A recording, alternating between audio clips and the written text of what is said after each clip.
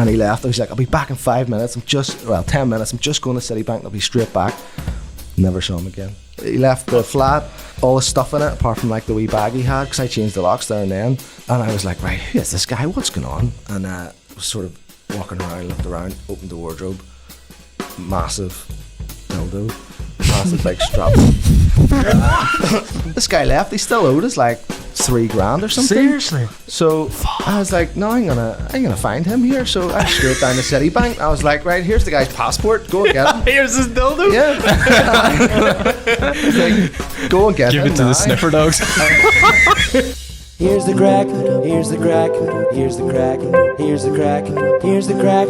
Welcome back, talking shit and drinking wine. Like and subscribe. Here's the crack. How's it going, people? Welcome back to another episode of the Here's the Crack podcast. We have a guest on, Dave Cordner. Yep. I always hate pronouncing people's surnames because I'm like, am I going to mess this up? It's pretty straightforward. But most of people will obviously, if they're watching this or if they're listening to it, they'll kind of know you as, well, they'll know you as a mix of things, like kind of like that. Is it do you get like the Airbnb guy? Well, people get my surname wrong, but people always get the company name wrong. Central Belfast Apartments. People from Belfast always call it Belfast Central Apartments. So I'll just cut that out now in case you were going to go ahead and do it there. Like, we always start this podcast off. I say always. We just recently started this, maybe in like 70 episodes. I'll say we always start the podcast off with a little icebreaker, and Thomas usually has a good question for you. So go. It's always the same question. Like. Yeah. Like your go-to hangover feed or like cheat meal. jeez. I'm excited for the day someone comes on. They're like, I don't drink. That's what I always say. Or cheat meal. Or cheat meal. I think when I'm hungover, I always want like salt, sort of get those electrolytes back in. I don't know, a big dirty fry, like a belly buster somewhere. Normally be at one, or if I'm still down at lunchtime or dinner time, maybe down like a Chinese or something. They always seem to be. Yeah, love a Chinese. Salt dehydrate, you know. When you're hungover, you lose all your water and you lose the electrolytes. So you need to get them back. So That's why people drink Diorolite. yeah. Yeah, I've never done that. Is that the one that gives you the diarrhea? No. No. Well, it says it on the tin. Like, no, it's the opposite. So like like, laxative. if people have like diarrhea, you'll drink Diorolite, because like when you obviously have the scutzla, that's a you'll missed lose a lot of opportunity. it. Like, Yeah. well, I suppose diarrhea. Diorolite. So- Yeah. It's alright. Fair. We've learned something today. I'm sure someone's driving or someone's listening to this and they go, oh my god, I didn't realise that. But yeah, if you drink Diorolite, or like a lot of them, It's not a sponsor. yeah, sponsors. Yeah, like Powerade, it's got like loads of Or Electrolytes. Yeah. Yeah. Hydrates better than water, apparently. Educational. Educate. Love it. That's the crack. I suppose start off with, like, for anyone who doesn't know you, to tell us a bit about what you do. Yeah, so my company, Central Belfast Apartments, is an Airbnb management company. So we manage property for property investors in Belfast and fill them with all the lovely visitors that come to this city and this country. So I've been doing it since, well, I've been sort of in it for about 15 years, but I got properly into it, sort of quit work and did it in 2016. Back then, in 2014, I bought my first one, but before then, I was managing and helping out with my mum and dad's. They had a few, so I was doing all the sort of the shit jobs. Literally, I was scrubbing the toilets and taking off, changing the dirty, horrible sheets, and meeting the guests and everything else. So, believe it or not, I actually did get a bit of a buzz from it. It was more meeting the guests, who people coming to Belfast for the first time. And you know, if you think back 15 years ago, we didn't have Titanic, we didn't have Game of Thrones, there wasn't much there. So it was, people were a bit dubious when they were coming. They were sort of like, right, you know, I'd say like, what are you going to do? They'd be like, well, don't know, North Coast. And I loved like telling them all the cool wee bars to go to and restaurants to go to and stuff. And by the end, whenever I was meeting them at checkout, when I was going in to clean their stinking toilet and dirty sheets, they were buzzing about all the places that they'd been and stuff. So I sort of got the bug from it then. So as I say, I've been doing it for a long time, around the block a lot, and have seen everything really in the game. So now I'm also doing a bit of coaching as well on Airbnb. So yeah, people are saying the Airbnb guy, even though that's like Airbnb is one website that we're on, but you should be on loads of them, like Booking.com, Expedia, all the rest. But people know Airbnb, so that's the word I use. The real word is serviced accommodation, but I had to just drop that in my head, because you say to people, I work in service accommodation, they're like, huh? So you say Airbnb. When did Airbnb come about, and did it just like, obviously it's just changed like the game, like in a way, but like it's pretty fresh. It's reasonable. I think it's 2005, and actually I did a TikTok last week, and I said on it, I've been doing Airbnb for 15 years, and some guy commented, oh, it's only started in 2005. I was like, people were booking holidays before Airbnb came. But I was actually trying to look that up last night, like where it first started, like when it first came to Northern Ireland, even, like, because I'm sure, like, I think it started in the US and then they came over here. And it started off just renting rooms, like, so you would rent out your spare room, not a full place. So that was what it was made for, really, of people just earn a few quid from their own house. And then the people like me, sort of hijacked it and put the whole places on. But yeah, like, people were booking. You know, you think you go to Portrush, people have been booking apartments in Portrush for like 100 years or whatever. But in Belfast, there wasn't really anything like that. It used to just go through the tourist board. So you get like a weird email or just a phone call. People would phone you going, can I book your place? Whereas like the thought of that now is terrifying.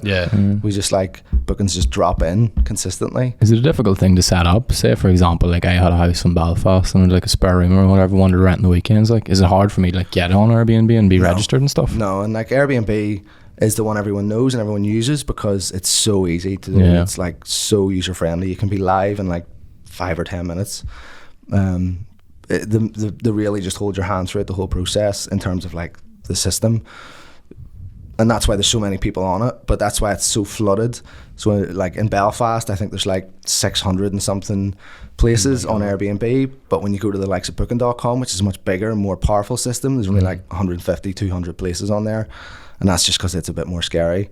Like Airbnb, it's so user friendly, it's unbelievable. That's why so many people do it.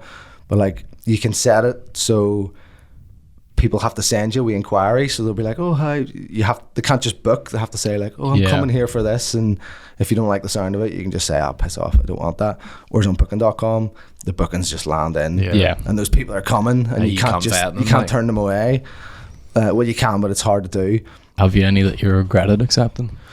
Yeah, I mean, at the start, everyone makes these mistakes, and that's sort of why I do some of the coaching, is to like, people are just so naive when they get started.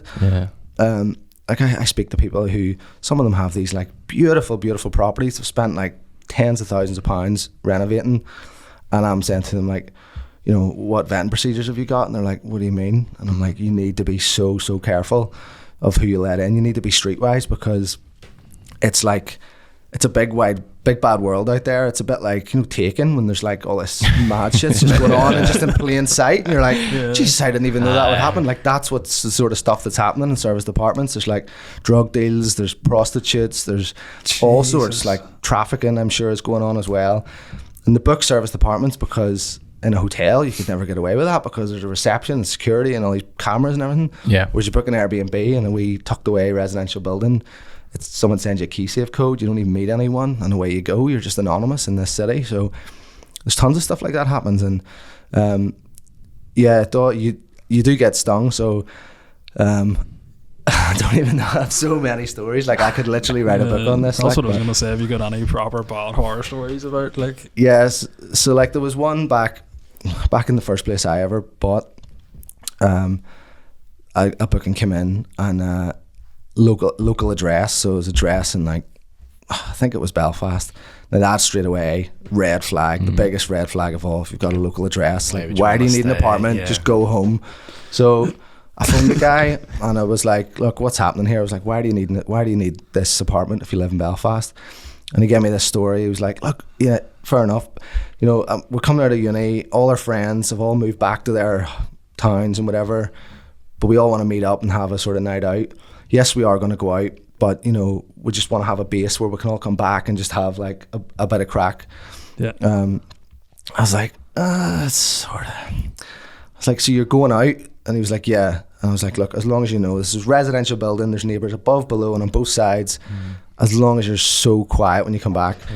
And he's like, yeah, no, absolutely, no problem. And so then I met him when he arrived, and I should have, like, the next red flag, it had fuck on this hand and hate on this hand. Oh God. Oh jeez.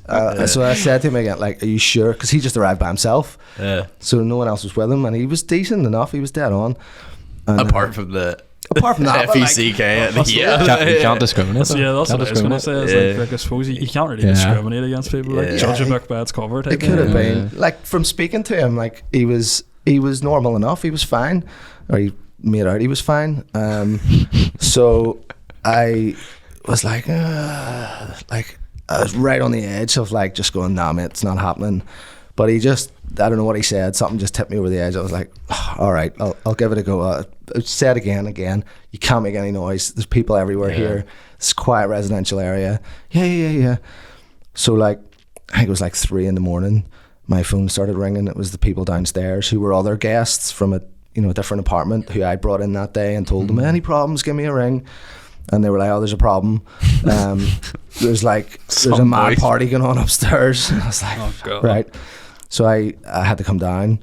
I tried phoning the guy first, no answer. I had to go down. As soon as I pulled into the street, you could hear the music. It was just bouncing. The cars were just lined up all down the street.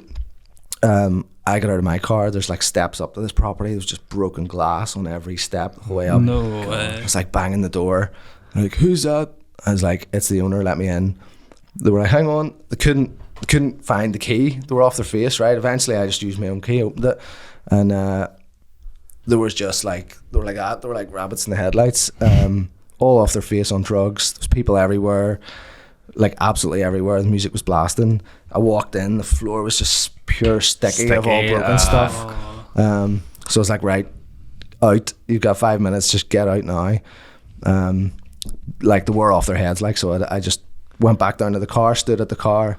People left, people got in their cars like 3 a.m, off their face, got in their cars, drove off. Probably didn't care at this stage. Like, I didn't care. I was like, as long as you're away from here, I don't care. The guy who booked it then, he came down. I was like, mate, you promised me that this was going to be all right. And he's like, I know, it just got a bit out of hand. I was like, never again. I was like, go up and get the rest of them out of here. So he went back up, had a full fist fight. One guy wasn't up for leaving at all. He had a fist fight with him, like his own mate, I assume. He ripped his shirt off and all. He's like, come on. Had this big fight on the top of the steps. And so the guy who'd booked it came back down to me. He was like, he's not going. I was like, it's all right, I've phoned the police anyway, they'll be there. He goes, what?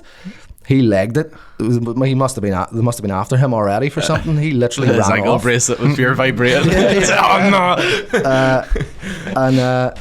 So the other guy up there, he just sort of slammed the door. He had no top on by this stage, so I waited. The police came and they went up, and there was money warrants out for his arrest as well. And when I got in, he'd like punched holes in all our internal doors. There was holes in the plasterboard walls. There was blood all over the place. Like, he was just whatever he was taking, he took most of it. Like, because he was just he was like Rocky, sort of Rambo.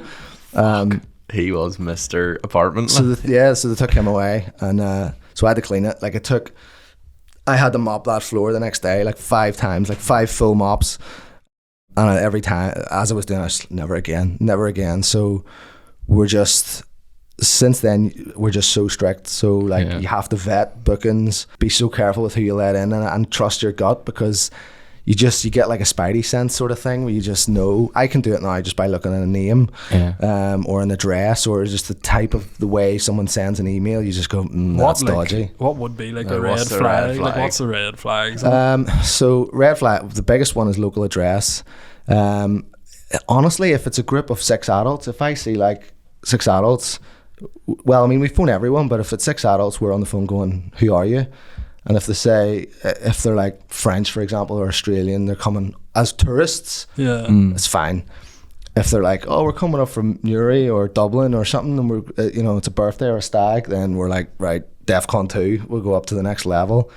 You can see like young people's names, like you can tell like when there's a young person's name. So we like creep everyone on Facebook and look for them, and it pops up, oh, this kid's like in a school uniform in this photo, and he's booked our apartment with 6 people to come and stay on a Friday and Saturday night. You're like, no, it's not happening. So we push for IDs for everyone, because we have to have a minimum check-in age. So previously we didn't really have one, but I mean, when the pandemic came, it was insane. So when nothing was open down south, nothing, no bars and restaurants. All of a sudden up here, opened bars. Yeah. And it was just like, there was no travel going on, so no one could fly away to Ibiza or Magaluf or Ayia Napa on their stag or their lad's holiday. But all of a sudden, Belfast was the shiny destination of like, we can go, and they just piled up here in droves. So first we had a minimum check-in age of 21.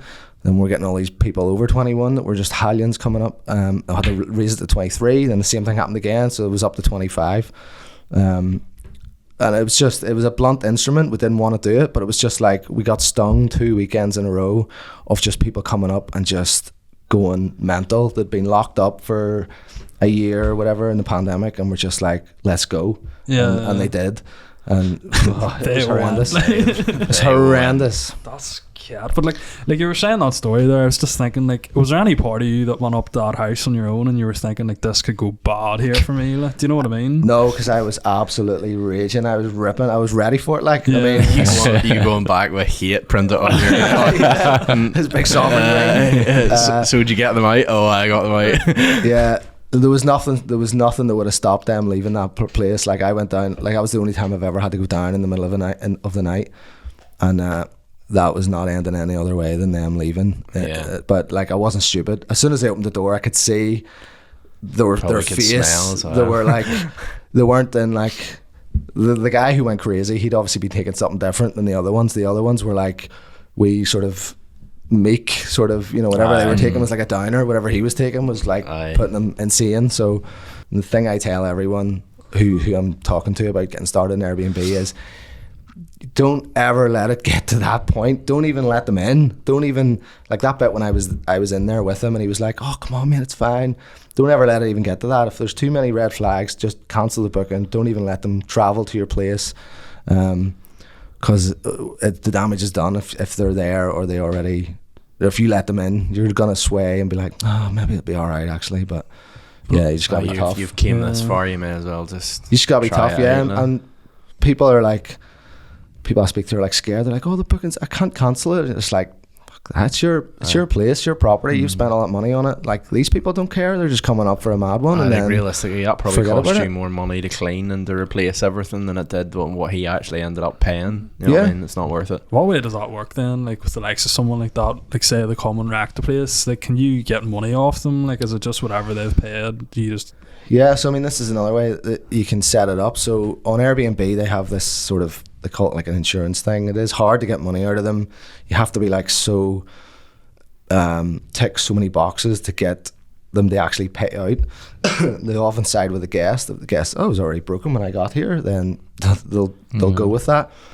So we change it up on like booking.com or any direct bookings. We take credit card details, so we know, you know, like we've got someone's card and it's normally the lead booker. So, you know, if you've booked for you guys, you're policing them because you know we're coming after your money. yeah? And that works well. But again, during the pandemic, we were just like, right, deposits as well. We were taking actual money, so we had the money in our account, and then we would release it after sort of the cleaners had been in and checked it. It was just such a crazy time. Like, I never want to go back to that. Yeah. It was weird because we were like cancelling dozens of bookings every week just because they were like just kids. Yeah. And it was just so weird because like you're in business to make money and you're turning away, and like these people would pay. Like, when you think about it, some people think, oh, if you want to stop party bookings, just put the price up and then you'll get nicer people with more money. Well, no, it's not. You actually price those people out of the market. If you put a Friday night on for like 400 quid, well, no family's going to be able to pay that. But if you get 10 mates, that's 40 quid each. Yeah. That's a bargain, and they're all going to come. So Yeah. like, we were turning those away. People were booking it at 400 quid, and we were like, no, you're all hallions, you're not getting in. It's the same thing as us. Like, if we were all going away, like down south or something, like it's 150, not even £150. It's nearly £200 a night for a hotel for like us three and the girlfriends. Like, Yeah. Whereas we could turn around and book a 3-bed Airbnb, and it's maybe like £60-70 each. Yeah. Like, it's mad like how much you can save doing it, but then Yeah. it's about who you have. Like, I know, it's just I actually know there was a woman, and she's friendly with my mum, and her friend bought a place down in Portrush, and it was like a retirement thing where it was like a bit of money coming in for retirement. They already had a house in Portrush, so it was really easy for them to nip up back, like clean it and stuff. But there was a fella come in, like one single fella had come in, and she thought nothing of it, and he was like an older fella, like probably like in his mid-30s, 40s, like so he was a bit, not like older as in like ancient. It just mean like with what you were saying, like above 20, like he kind of assumed like he's hardly coming for a mad one on his own, like, and he ended up taking all like the copper out of the copper tank, the copper pipe, and loaded it in a trailer away. That's what I mean. It's like, you just don't know. There are just some weird people out there who book these things. On the hunt for scrap metal. Like, I've never had that. Like, they got just like a weird, really weird guess. Not even just something. You say you've seen some weird stuff you've been left behind. Like. At this, this guy's actually one of those ones. So this guy booked, and he was an older guy too, 35, and he's ancient. Like. He's from Antrim originally, but just booked for red flag. No, I mean, just booked by himself. Said he was here for work. Said he was working in Citibank, and I thought, great, because we get these corporate bookings all the time. People come and work in Citibank or Boeing or whatever, and as soon as you see those, you're like, yes, happy days, because they're perfect guests. They're just out of work every day, come back, and they're just no hassle whatsoever. So I thought, happy days. So at the start, he was staying for months, and he was in a really, really nice apartment too in the Cathedral Quarter. So the first couple of months he paid up front, or we charged his card, that's what it was. And then the next one he was like, oh, it failed. He's like, oh, they need to top that up. Like the head office need to top that up. Like, right, okay, like it sort of needs to happen now. Like, so then we got it. The next month it was like, oh, right, they want to change it. They want you to invoice them now. So we're like, right, okay. So we invoiced them once. And then the next month came around, oh, they want to just the next invoice. So right, okay. And I was like, no, look, seriously, you need to be paying these here. I was like, I'm having an issue with them. And was he not paying anything at all? No, so once it had changed the invoice, I think he paid once or something, and then it was just like a delay. Oh, I'm really busy in the office here, so I'll pass that on. So it was starting to become an issue. Yeah, he's dodging. And then one day I just went down. I was like, right, I just walked into the apartment. I was like, listen, I need to know exactly what's happening here. Like, who is the person in your finance department that you keep telling me isn't doing this payment, because I need to speak to them right now. And he's like, and he just was like blank. I was like, what's going on here anyway? And there was all like stuff, like brochures from like letting agents and stuff about, and like the place was a complete mess. I was like, are you working, are you living here? And he's like, completely just said nothing. He's like, I need to get my laptop. I'm like, there's your laptop there right in front of you. No, my work one. I was like, look, I was just getting vibes of like, this guy's gonna just ghost. So I was like, look, I don't trust that you're gonna come back here, so, you know, leave me the key, leave me your passport. I was in like full like security guard mode here. I was like, right, give me your passport. He was like, right, whatever you want. And he left. I was like, I'll be back in 5 minutes. 10 minutes. I'm just going to Citibank. I'll be straight back. Never saw him again. Still have his passport? Ever. Yeah. He left the flat.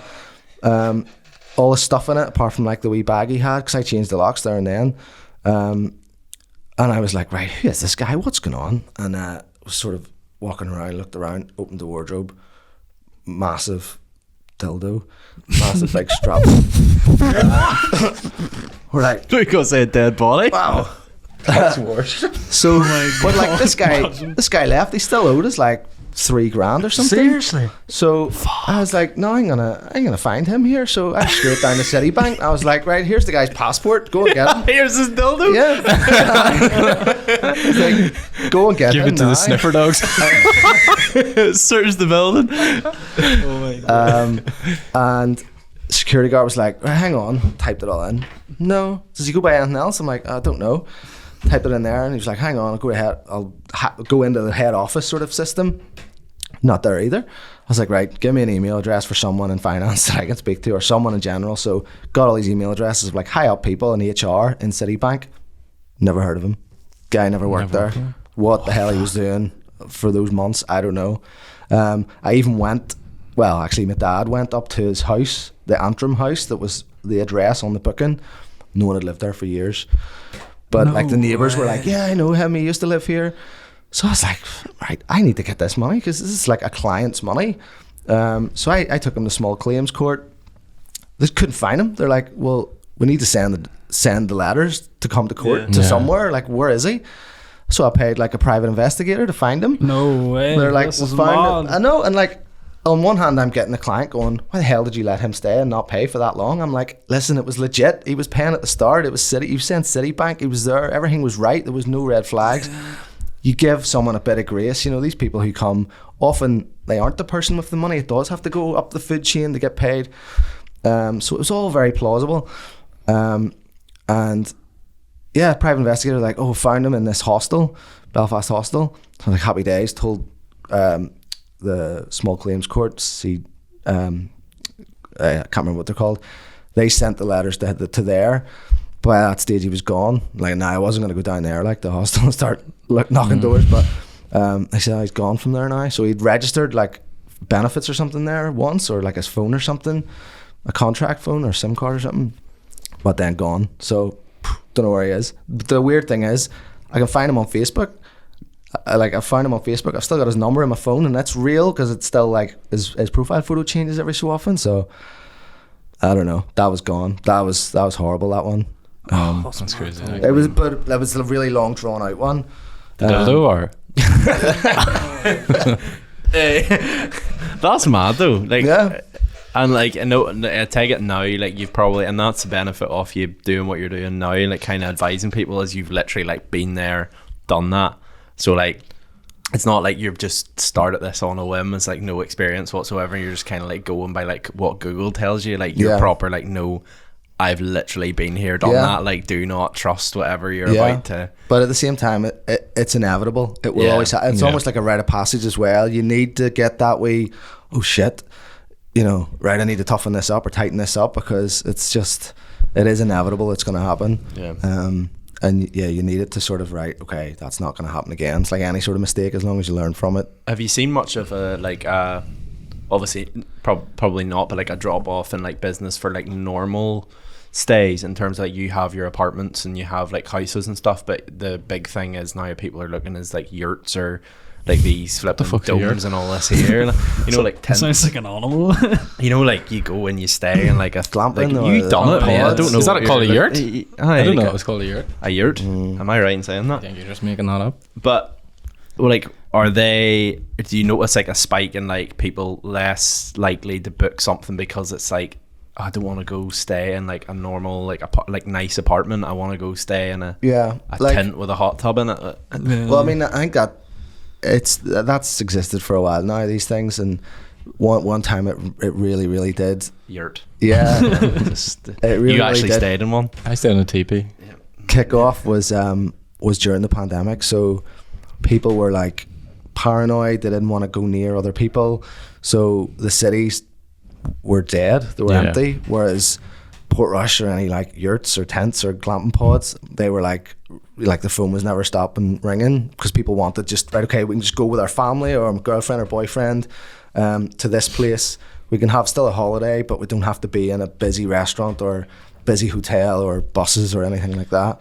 And that was massive in the pandemic, and that's why the only people that were coming to Belfast were the Hallions who didn't give a shit. Who were like, oh, as soon as the bars open, we're there.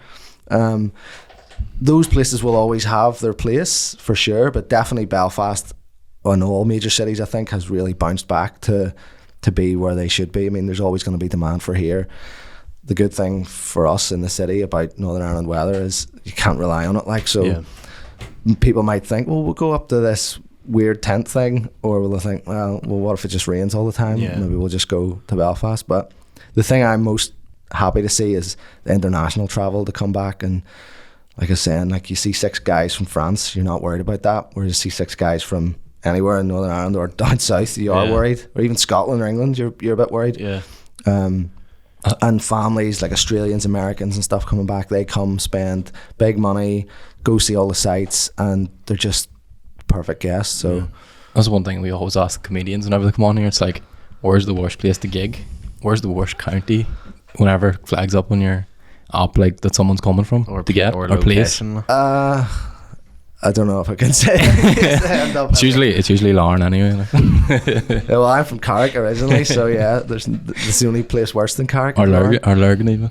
Yeah, I mean, honestly, it's not even just an area. It's a radius from Belfast is what I worry Close about. into Belfast. If it's anything within like 30 miles, I'm like, you could get a taxi home, mate. Why are you coming here? A taxi home be like 20 quid. Just go home. Yeah, so it's not. I don't want to start because you get weird things about countries as well. When you see certain countries or names from places, you can freak out as well. But I'm not. But it's understandable though, because a lot of these people are actually like, it's not. There's a different thing between buying property to like maybe I'm wrong here, but like if someone's actually renting their own home, so it's like if you like that apartment that got trashed, like you're not living there, so like it's an absolute ball ache, but at the same time you can get the work done and it's not. Whereas someone renting a house, maybe going away like to Portrush or something, and they're renting an actual house or like a part of that house, like they can't escape that. Like, do you know what I mean? Someone's trashed their home. That makes sense. So do you mean like renting out a room? Not even renting out a room, but like I know people who have like kind of, it's like their not even a second home, it's kind of like 50-50. Like say someone lives up in, like I know people who live up my direction, but like they have a house down in Portrush, which when they're not in it, they're renting it out, but it's still like a home that they spend Christmas down there and all that there. Like it's heartbreaking if... Yeah, and you do have to be careful at that. And, you know, when I speak to clients about who are getting places ready for Airbnb and they're asking what should we put in, I say, like, don't be putting anything like, you know, like you've got emotionally attached to, because like it's not even just, or antiques or anything expensive really. It's not just about people coming to the party. It's like just when people are on their holiday, they just care less about things than they do when they're at home. I know this may be going back five odd years ago, but my sister was getting married and a group of us all went down to a place in Sligo, and it was like out in the arse end of nowhere, but like it was a big group of us. Like we weren't really keen on like going out to pubs or anything. We just like stayed in, and it wasn't like a mad one. No, I don't know where it was, but this house was up this lane and stuff. But we went in, and it literally looked like the guy had just down, like there was like power tools and everything sitting outside. He looked like he just and then we found like afterwards, like there was one of the couples that were stayed in like the main room, and like all his like clothes were like hanging like kind of what you're like hanging on like an open railing, just like out. Like all like the drawers, like even the bedside drawers and everything were like had all his stuff in it. Then afterwards, like the house was actually class, like it was massive, but like it was very clear that it was like, oh crap, I need to leave today because these boys are coming at 3, and he just down and left. But like we found out we found out afterwards, like on the way whenever we were going home on like the Thursday or something, the fella who'd booked, like the lead booker, he was like just double checking everything before we all left to make sure like he wasn't obviously going to get charged or anything. And on the way down the lane, he met a car coming up, and it was him. And he was like, oh, that's my house, but like whenever someone books it from now and again, I just go stay with my dad down the road. Yeah, I mean, I know people who do that, and it's funny because when you see how much money you can get, like I don't know what you guys pay, I'm sure it was a lot. Because I look back at it now, it was like for 2 nights it was like $650. Yeah, now if someone said, look, can you go go stay at your dad's house for 2 nights and I'll give you 650 quid, you think, well, here, I'll think about that. Free heat and light and free meals, and you get 650 at the end of it. Like it's tempting for people, and like maybe not if you've got a family or whatever, but if you're just a single guy like he was, why not? That's the mortgage, maybe a month. Yeah, you do run the risk though, like it's not without risk. You just got to be wearing his clothes out, like. That's one thing. One of the questions we're going to ask you is like, what's some of the difficult things with Airbnbs? But I feel like you've sort of covered a lot of that. Because I think like I just think with TikTok and all now, you see a lot of stuff like being like, oh, like start a side hustle like an Airbnb as commonly comes up, and people almost make it to sound out to be like it's so easy to do, and like there's just maximum earnings, but like what is it really like in terms of what the type of money you can make, but also like how do you get started? Like say if one of us was like, right, we want to start an Airbnb, like where do you go? Like how do you start? So there's basically 3 ways. So you can either obviously buy a place and do it, which is expensive, or there's 2 other ways. So you can rent the place, so you can rent it from the owner, pay their rent as if you're a tenant, but then sublet it as Airbnb, so you put it on Airbnb and you're not the owner of the property, but you're renting it from the owner. Now you need to make sure that that's all agreed and the owner knows what's happening, because the last thing you want is for him to start seeing his property or their property on Airbnb. But that's a really quick way to get into it. It can be hard to get access to those owners because you'll have to go through a letting agent, and the letting agent is wanting their commission, so they don't want cut out of the process to go all of a sudden to you. So if you speak to letting agents, they often say, oh no, you can be doing that. So it can be hard to do. Well, the third way is what we do, and we manage it on behalf of people. So we find other people's properties and people who want to do it, but want to stay in their full-time job or don't have the time or don't even live in the country but want to make money from Airbnb in their property, and you can manage it for them. That's probably a harder one to do, because in the rental one you pay the rent. So say you're paying £600 a month, but then you're renting it out on Airbnb and you're bringing in 3,000 a month. Obviously you've got your costs in that as well, but you keep that profit. In the management model, we take a percentage of the income, so we've got more skin in the game. Now the risk is much more spread, because, for example, if at the start of the pandemic we had been renting all of our 40 properties that we had at the time, and then the pandemic came and there was no travel, like those landlords would still be wanting paid. They're still like, give me the rent. You promised me you pay me that rent every month, and I'd be saying, well, there's no one coming to stay in them. And I would have been in big trouble. And I think a lot of operators were in serious trouble and went under because of that their whole business model was that. Whereas ours was the management model. So if the flats didn't make any money, the client didn't make any money, but neither did we. So the risk was much more spread. So in those first few months of the pandemic, no one really made any money, but no one really lost any either. So those are sort of quick ways to get into it. In terms of how much you can make, like for a standard 2-bed in Belfast, you could bring in like between 30 to 40,000 pounds per year income. I did a TikTok about that actually a few weeks ago, and all these people were like piling in, going, "Aye, but that's not the end figure," which is true. There's lots of costs, running costs. You've got to get cleaners, you've got to get linen, you've got to do maintenance and all that sort of stuff. But it's tidy enough once all that still comes off. The trick is to get the longer bookings in if you can, and not take one nights, because if you take 7 one-night bookings, you've got 7 cleans, 7 linen changes, potentially 7 welcome packs, and 7 sets of guests to deal with, which takes up all your time. Whereas if you could get a 1 7-night booking, you've got 1 clean, 1 linen, 1 set of guests. Potentially it's a corporate person who's coming in, so they don't even care. They just want to, right, give me the key code, right, I'm away, and you never hear from them again until they check out. So those are the key things, and all these little nuances are things that people don't understand at the start, or Airbnb certainly don't tell them, because Airbnb, they want as many guests coming through their platform as possible, because they're getting the same commission whether it's 7 one-night stays or 1 7-night, so they don't care. They just want to get more customers. So it's the hosts, the people running the properties need to be thinking about these things, and like even the types of guests you get with one night is just not as good. Like if no one comes on a 7-day stag, but they do go on a 1-night or 2-night one. So like our minimum stay is 3 nights. Suppose people have in their head too, I'm only here for 1 night. They don't wake up the next morning and think, oh, I'm staying here tomorrow night, I need to clean up after myself. Whereas no. If you've someone staying the week, they'll sort of tidy about after themselves. Yeah, absolutely, they do. You just get different types of guests that come for the 1 night. Now it is a blunt instrument. Again, it's like the minimum age limit. It's such a blunt instrument. Like ours was at 25. There was loads of people under 25 who wouldn't be any problem whatsoever, and we did let them in. Likewise, there were ones over 25 who came and caused problems as well. It's a blunt instrument, but we had to do something, and that was one of the tools that we had. And the other one was the minimum length of stay. So like we were just like, no way, we're taking 1 night, so it's set to 3 now. Quality over quantity almost.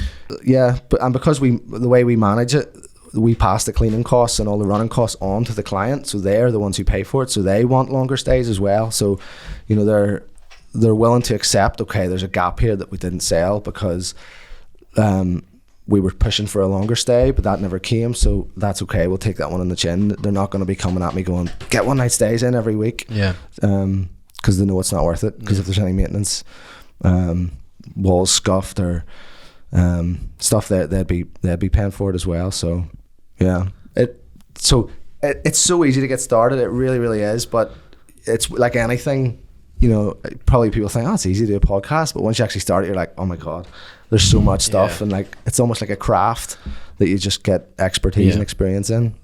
Yeah, because the subletting thing is something I've seen a lot, where like everyone's like, oh, you just rent this place and like sublet it out as an Airbnb. But in my head, I'm always like surely the people that own that flat aren't going to be happy with you just being like, oh yeah, I'm just going to like you're basically making more money than them, if you know what I mean. See, that's a very Belfast, Northern Ireland way to look at things. Yeah. But I thought that too. Initially, whenever people were like, yeah, you could do that, I'm like, who's going to let me make money off their property in there? But when you think about it, it's like, well, you only wanted £600 in the first place. I'm giving you it. Yeah. So like, what's your problem? But at the same time, it's guaranteed. So if you find that person on Gumtree or whatever and they're renting that out because it's empty. There's no one paying them rent now. Yeah. And that happens frequently. So a flat or a house, whatever, you could get someone living it for 6 months and then leave, and then it could take you another 2 months to find the next set. Whereas if you come in, you're guaranteeing them rent every month, no void periods.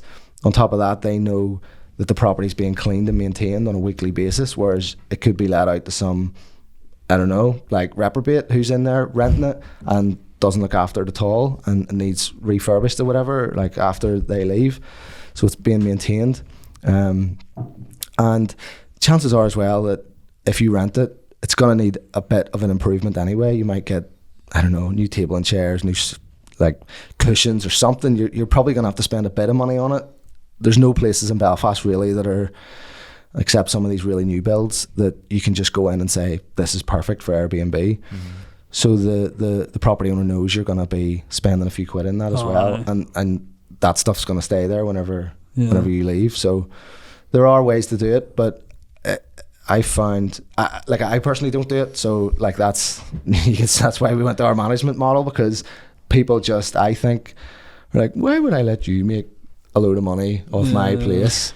I'm like, but then I suppose if you're sitting there with an apartment and you stick it up for £750 a month, you have to be naive not to know, like, I could put this on Airbnb and get £650 for 3 nights. Yeah, you know what I mean? Like, exactly. Like that's their problem for not being on the ball. And that's the argument. You go, right, well, you do it yourself then. And they're like, well, I don't have the time to do it. And they're like, right, well, I do. So what do you want here? Is no one else allowed to make money apart from you?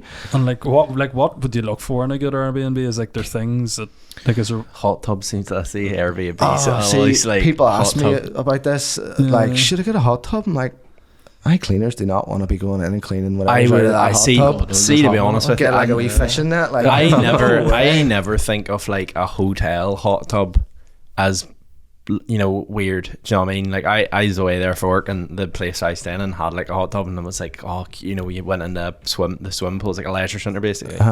And you went in the hot tub, you never thought anything of it. You see, if it came to an Airbnb, no way. Hey, simmering someone else's, you watch New Girl, he's like simmering someone else's like testicle tea. It's no thank you. Like, you don't know. But in a hotel, there'll be a professional that comes in and maintains that. Like chlorine or I don't know. With an Airbnb, it won't be. It'll be like, oh, it looks grand. Just leave it. It's probably like 6-year-old water. So no hot tubs, nothing that can break. The biggest thing that I always say to people, and it's so true, is the location. The location is the number one thing that's going to determine the success of it, whether it works or it doesn't. Because if you get it in the right location and it looks like shit inside, you can fix that, but you can't fix the location once you've signed a lease or bought a place or started managing it. Whereas if it is a great location, like, that's going to be your biggest asset. You know, if you're like beside some class coffee shop, people are going to be leaving you good reviews based on the coffee they had in the coffee shop. Whereas if you've got flags, curbstones, noisy neighbours, you know, all like an unpleasant location, like, people leave those in reviews. It's like every single person that comes and stays in this place leaves a public review. And I think sometimes people forget that. They just think, I could get away with this here. You know, I've bought this bit of a dump. in a crap location, but I can just make it look really nice inside and get away with it. And you can't, like, people. Because if you're looking on, like, if we were going for, like, if we were away and going for like a night out in Belfast, like, say we didn't live up here, and, like, you're hardly going to rent a 6-bed in Lisburn when you could maybe rent like a 3-bed in Cathedral Quarter, like, and it may be less nice inside, but like it serves the purpose of it's not going to cost me 20 quid, 30 quid for a taxi. Yeah, and like I've read reviews, like I read reviews all the time of other places, and I've seen reviews where people have said the taxi driver told us it wasn't safe to stay here. Like imagine as a guest, you're like, oh, you don't know the city, you don't know the area, you're on your way in the taxi, and he's like, where are you from? This is not safe for you here. Yeah. You'd be like, what? I was like, sure, your boys that we have on 2 degrees. We have them on from time to time, and all the 2 of them are good crack. Like, but they said they were over in America and they booked like a really cheap Airbnb, and the taxi driver like refused to drop them off because it was in the middle of the hood. Yeah, they were like, if you 2 white boys go in there, you will not come back out again. Like, that's. Yeah, and he said, what was it? They said the taxi driver says like you'll go in and leave your bags, and you'll come back and everything will be gone. Yeah, and that's that. You touched on that there. It was really cheap, and that's what happens if you have a place that's in the wrong location, or it's wrong for whatever other reason. Location is the main one. The first couple of reviews, when you've no reviews at the start, people are like, oh, I'll take a punt on it. You know, you get some Australian coming to stay on like Shanker Road or Falls Road. They don't know. They just see Belfast on a map and a pin there for the property. They think, oh, it looks close enough. And first they'll give it a go, and then they'll get a first few bad reviews, and then other people are like, oh, they all say the locations, they all say like neighbours were shot, or like there's a train that runs through the living room or something, and then no one books it. So the owner, the host, is like, well, I'll just make it the cheapest then. But that's just a hiding nothing. It's a race to the bottom, and once you start making it too cheap, like it's game over, because you do have all these costs of things you need to do. It's not money for nothing. So it's, you know, it's the one thing you do at the start and then you can forget about. You're like, right, okay, and you do have to pay a bit more, or pay a bit more rent to get these places, because they are the more desirable places. But it's worth it. It pays itself back so many times over to get the right place. When it comes to like the other stuff as well, like I've seen a lot of TikToks and stuff and video content that you're doing, which is very much like almost aimed for like tourists. Like you're doing like a lot of like best pubs, all that, like more almost like moving away from, you know, this is the apartment we have on offer, that, because a lot of people will be like, we have this apartment on offer this weekend, book now. Why have you done that? Is it more of like a like pubs in Belfast? Yeah. No, it's I've always been a big advocate for the city in general, and like I said way back at the start when I was meeting guests for my mum and dad 10-15 years ago, the biggest buzz I got was people were like, what should we do, where should we go? And I'll be like, oh, go here, it's class. And like I do love this city. I think it's such a hidden gem, and it's people don't know about it yet, and it doesn't get the recognition it deserves. So if I can do some stupid video of a pub in Belfast that people will go to it based on, even if they don't stay with us, they might go to that pub and have a great time, go home back to Scotland or England or wherever else and go, Belfast was amazing, you know, I went to this really cool pub, I saw that TikTok thing. Then maybe the next people that come, their friends or family might come and stay with us. But I just think the city as a whole has so much scope to grow.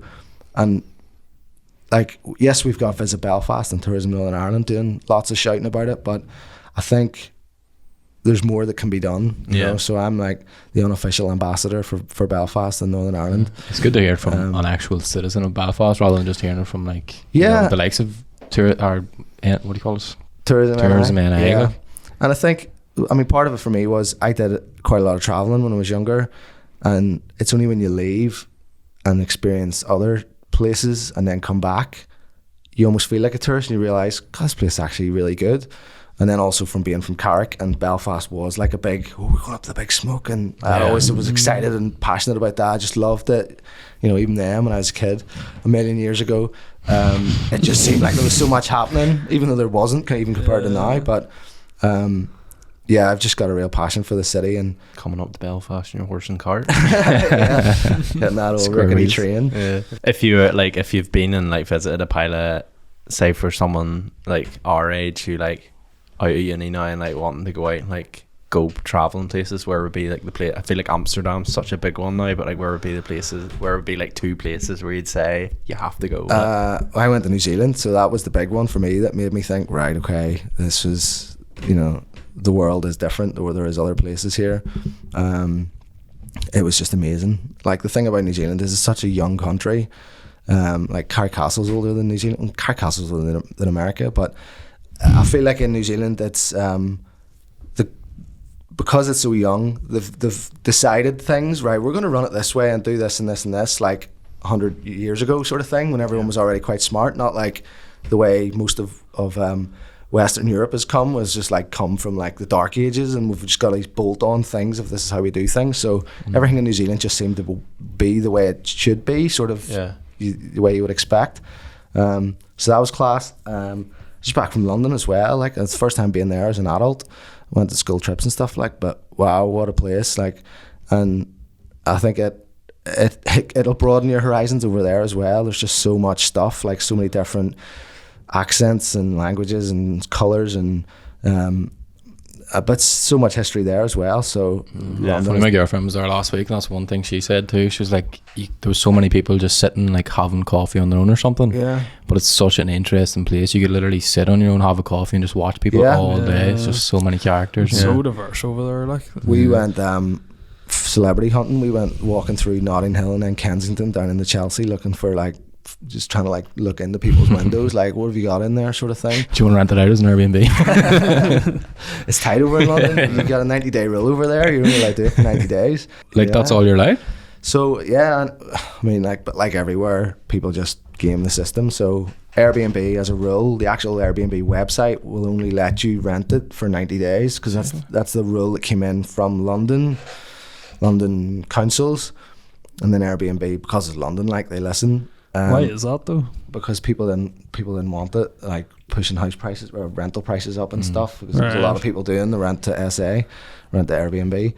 But people just game the system. Plus, like Booking.com, they don't care, so they'll let you do it all you want. People are just closing down their Airbnb account and starting up a brand new one, which is just exactly the same, and they've got another 90 days. So it's a balancing act, you know. And again, I get people on TikTok and stuff saying about, you know, it's pushing up rental prices, and yeah, look, that's a valid argument, but at the same time, it's bringing in millions of pounds into the local economy. I don't just mean for the host. It's like people are going to bars, theatres, restaurants. You know, they're bringing money into communities that people live in, because that's where our Airbnbs are. They're in people's communities, and that money is spread across the whole country. So it's a discussion to be had, but you know, I stand on one side of the fence. It's not me to make the decision. People will always see the negatives and everything. Like, people will say, oh, you know, what you're doing is pushing, you know, person A's rent up by another like £100 or something along the lines that there. But then at the same time, now cost of fuel, even just cost of living, like you could be benefiting Jimmy down the road who owns a chippy just by bringing in a family, you know, 200 meters away from, you know. And it's one of them things where people just see the negatives and want to catch you out, you know. Or they just see the easy target. So, you know, like, it's not my fault if there's not enough apartments in the city centre for everyone who wants to live here. But should I be the one that gets the grief for it? Like, people can build more houses. There can be more legislation brought in to protect against these things. So, but Airbnb as a model, as a type of accommodation, it's here to stay. You know, like, I have a young family, and if I go away with them, there's no way I'm booking a hotel, because like, you'd be cramped into one room, like the 2 young kids, they'd be bouncing off the walls. We need an apartment with a kitchen that we can cook their food in, and I think there's a lot of people like that. Would you always book Airbnb now, like, no matter where you go? If it's me and my wife, it's a hotel all the way, because you know, it's a bit more of an experience, whereas if we're away with as a family, it's always an Airbnb.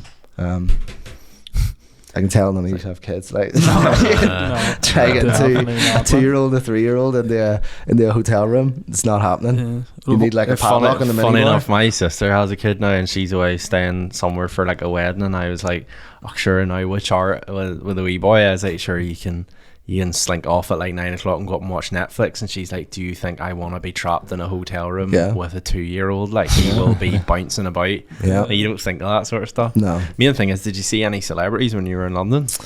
So we saw some good cars. Now, So we saw one going into Kensington Palace, which is I think where William and Kate live, and it was a unbelievable Rolls Royce, like matte black. The reg was like J8 or 8J, and I was like straight on Google. I was like, that has to be someone famous.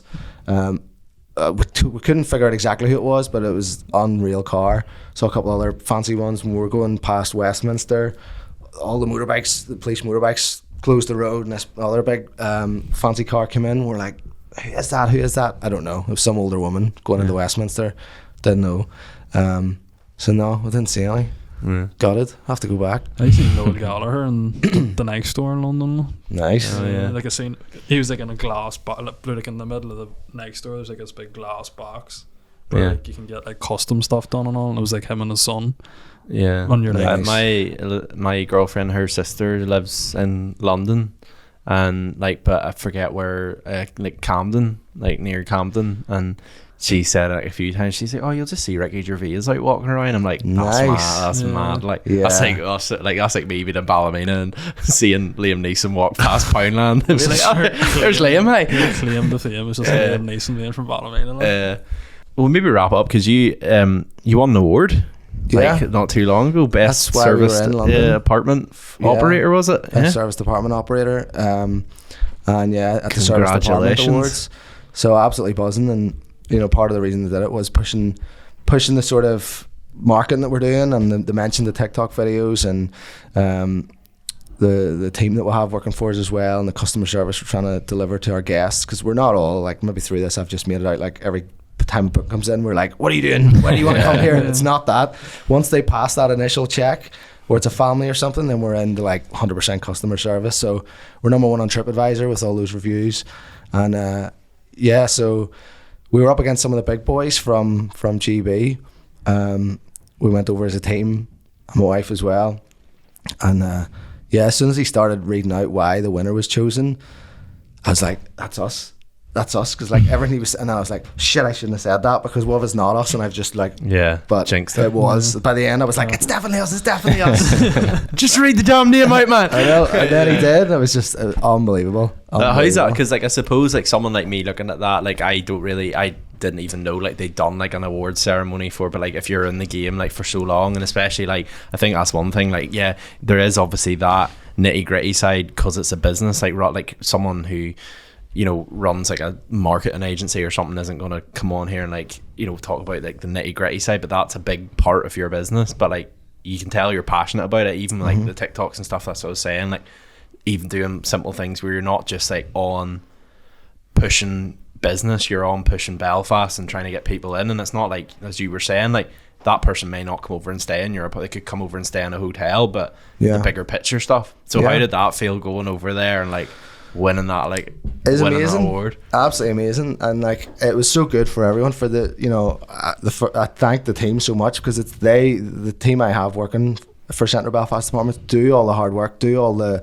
phone calls with the guests, arranging the cleaners, the linen, and all. They do all the shop floor sort of stuff of the actual business, and that enables me then to go and drink Guinness and like Kelly Sellers and be like, this is a great Guinness, but I don't know what I'm looking for, and sort of do those wee innovative things that were mentioned in the why they chose us. And then I turned to my wife and said, thank you so much, because I just bent her ear with all this. I'm thinking of doing this, and she's just like, all right, dead on, right, whatever. So I've got this idea for this other thing. She's like, all right, fine, whatever. So it was amazing. And like I'd been up for other awards before, but that's the first one we've won, and like that was definitely the best one to win, like in London, in the fancy, like we're driving through these unbelievable streets just to the hotel and stuff, and just magic. What's next then? Probably moving into some other areas, so we'll have to drop Belfast Apartments, and maybe just call it Central, which is good anyway. I'm sick of people calling it Belfast Central Apartments, so this will be the easy way to get rid of it. Just cut it out. I actually did that for April Fool's Day. I put that out and said, you know, it's been going on long enough, so I'm just dropping it. I'm going to call it Central. Well, some people are actually like, great idea, well done. Like I'm joking. But maybe move into some other places and see what else we can do. Yeah. I suppose just to end it then, like if there was one area you'd like to move in, like anywhere in the country, like in the world, where would you open up an apartment in? In the world? Oof. Barcelona. Yeah. I mean, I love Barcelona. It's like London rivals it now, like since I've been there, but Barcelona is like maybe one of the best cities in the world for me. It's got everything. It's got the beach, it's got food, culture, history, everything. So probably Barcelona, and at least it means I could go over there more often to see it, just to check up. Yeah. I fucking hate Barcelona. You really? He got They stole my phone. I see. You were in the tourist trap there. You shouldn't have Yeah. been. Like that's what everyone does. They go to the touristy areas, and they think it's shit because the food shit. Like the shops are shit, and you need to go out into the back streets, into the sort of off the beaten track things, and that's when you find like the sort of real Barcelona. That's it's like good the to- opposite of it's what good. they say. It's good to know though, like them places before you go. 'Cause immediately you say London, you were like, we're just out down and round. Whereas that, like, if me and my girlfriend were going over, I would be like proper. God knows where we're going to end up here. Just get stabbed somewhere, like, do you know what I mean? Like walk into somewhere, like, you know, I just probably have one of them faces where I look dodgy as well. So it's like, get him.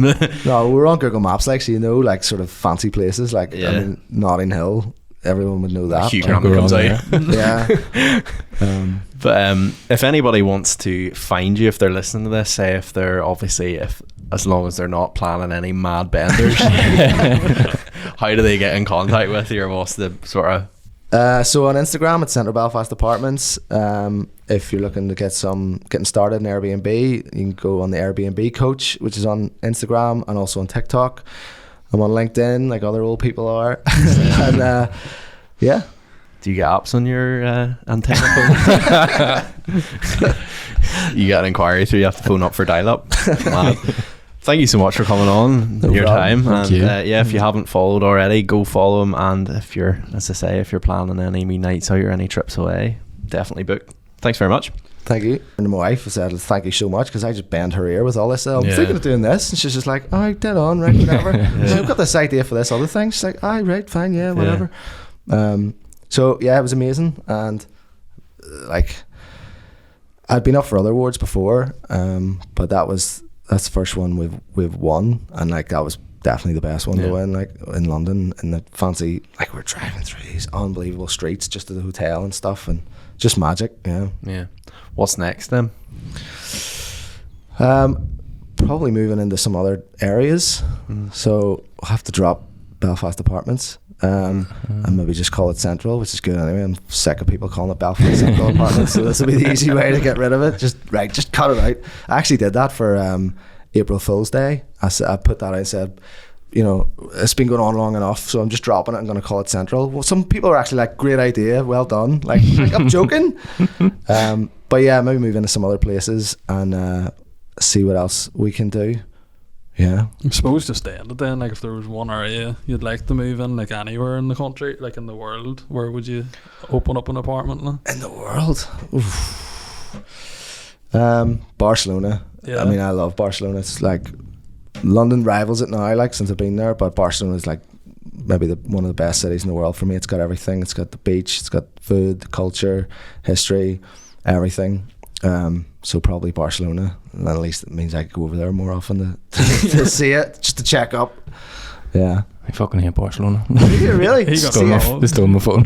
I see. You were in the tourist trap there. You shouldn't have Yeah. been. Like that's what everyone does. They go to the touristy areas, and they think it's shit because the food shit. Like the shops are shit, and you need to go out into the back streets, into the sort of off the beaten track things, and that's when you find like the sort of real Barcelona. That's It's like good the to- opposite of it's what good they say. It's good to know though, like them places before you go. 'Cause immediately you say London, you were like, we're just out down and round. Whereas that, like, if me and my girlfriend were going over, I would be like proper. God knows where we're going to end up here. Just get stabbed somewhere, like, do you know what I mean? Like walk into somewhere, like, you know, I just probably have one of them faces where I look dodgy as well. So it's like, get him. No, we're on Google Maps, like, so you know, like sort of fancy places, like I mean, Notting Hill. Everyone would know that. Hugh Like, Grant comes out. yeah. But if anybody wants to find you, if they're listening to this, say if they're obviously, if as long as they're not planning any mad benders, how do they get in contact with you, or what's the sort of? So on Instagram, it's Central Belfast Apartments. If you're looking to getting started in Airbnb, you can go on the Airbnb Coach, which is on Instagram and also on TikTok. I'm on LinkedIn like other old people are. And yeah. Do you get apps on your antenna phone?